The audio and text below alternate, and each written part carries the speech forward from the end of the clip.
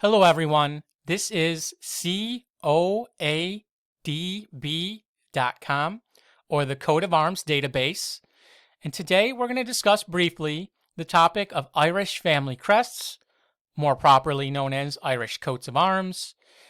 And we're going to give a brief introduction, and then we're going to discuss two specific examples. So let's go ahead and get started.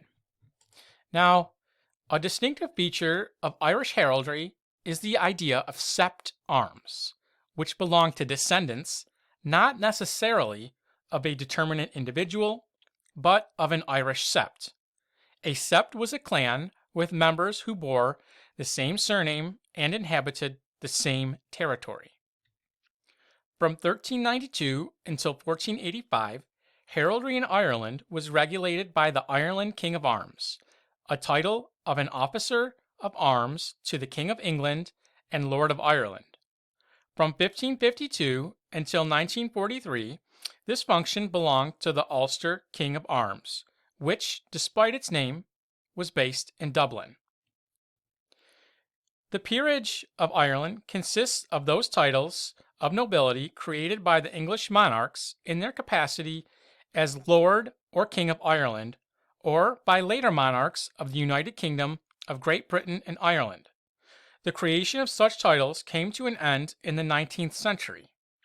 The ranks of the Irish peerage are Duke, Marquess, Earl, Viscount, and Baron. Henry VIII conferred peerages on native Irish chiefs.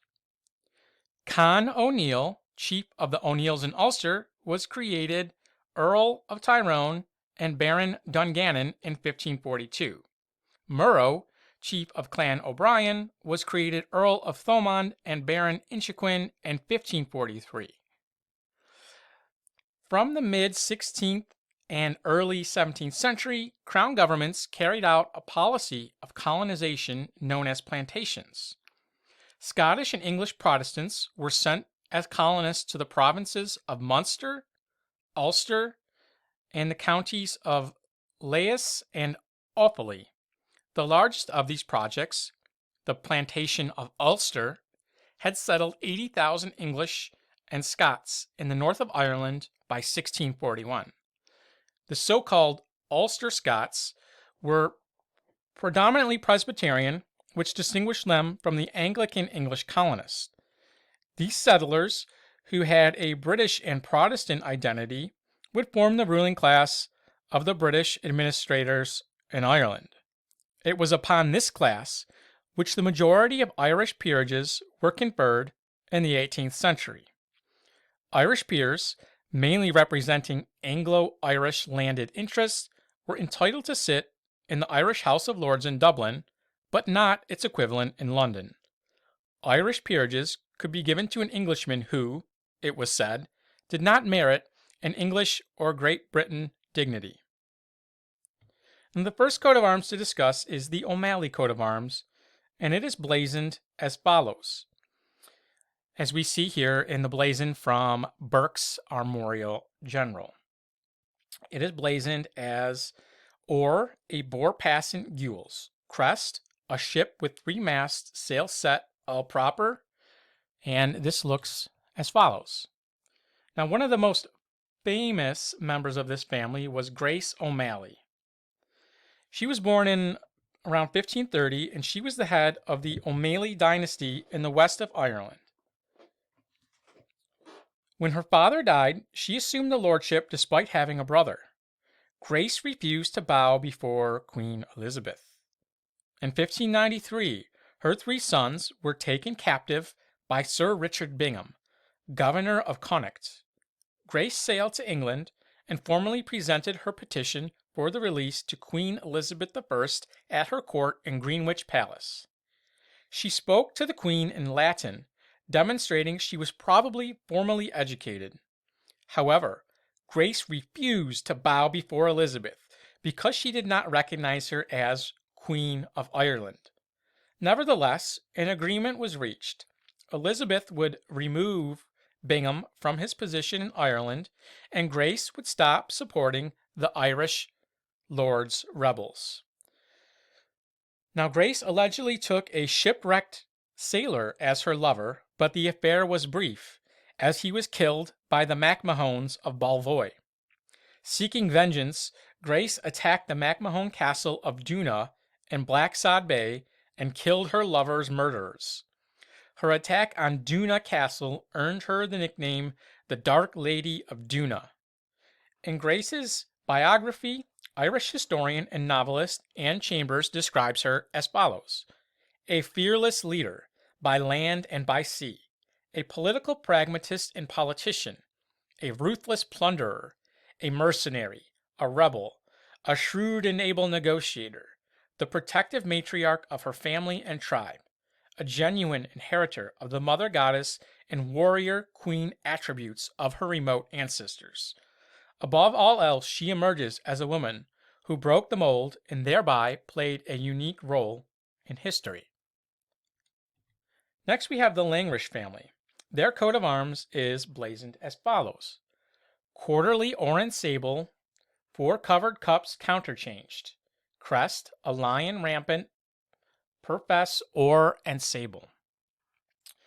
Now, Sir Hercules Langrish, 1st Baronet, was born in 1729. He was an Irish politician. He was the only son of Robert Langrish of Knocktopher in the county of Kilkenny. He was educated at Trinity College, Dublin, where he graduated with a BA.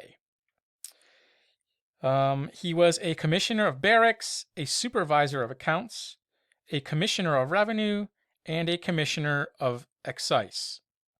On February 19, 1777, he was created a baronet of Knocktopher Abbey in County Kilkenny in the Baronetage of Ireland. He married Hannah, the daughter and co-heiress of Robert Myhill, by whom he had 2 sons and 3 daughters. The family seat was Knocktopher Abbey. The family lived here from 1679 until 1981. Here we see Sir Hercules Langrish, 5th Baronet, along with his dog. And on the right, we see a memorial stone for his wife Maria, who died in 1870. It features the following inscription from the Song of Solomon: "Until the day breaks and the shadows flee away." Now, just going to go through a couple more before we wrap up. This is the coat of arms of Elizabeth Ormsby Upton, Viscountess Longford, and wife of the Honorable Clotworthy Rowley, being the arms of Upton, quartering Ormsby. And we have 3 coats of arms on this screen. The first belonged to Thomas Kingsbury, Fellow of the College of Physicians in Ireland. Next, in the middle, we have Sir Hugh O'Reilly, Baronet of Ballinlow in Westmeath. This was granted to him on October 6, 1795. And lastly, on the right, we have the coat of arms of Henry Pakenham of Tullinally County in Westmeath. Of Tullinally in County Westmeath, and this was granted to him on November 10th, 1665.